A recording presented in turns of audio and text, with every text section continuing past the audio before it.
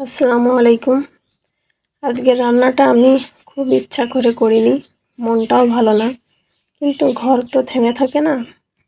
মা হলে, স্ত্রী হলে মানুষের ভালোবাসায় ক্লান্ত হলেও রান্নাঘরে আসতেই হয়।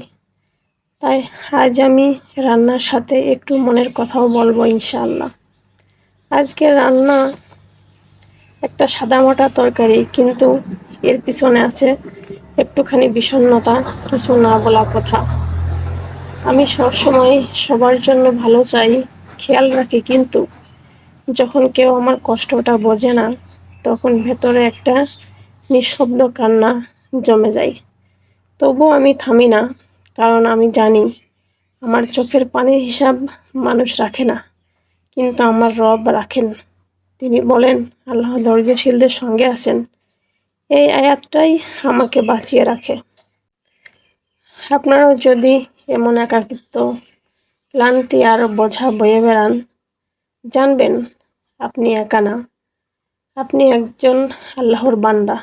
আপনার চেষ্টা, আপনার ভালোবাসা, আপনার রান্না, সব কিছুরই দাম আছে আল্লাহর কাছে। আজকের রান্নাটা শুধু খাবার না, এটা একজন মায়ের, একজন স্ত্রীর, একজন মুমিনার এক নিঃশব্দ জিহাদ, যার সাক্ষী হবে আল্লাহ নিজে ইনশাআল্লাহ।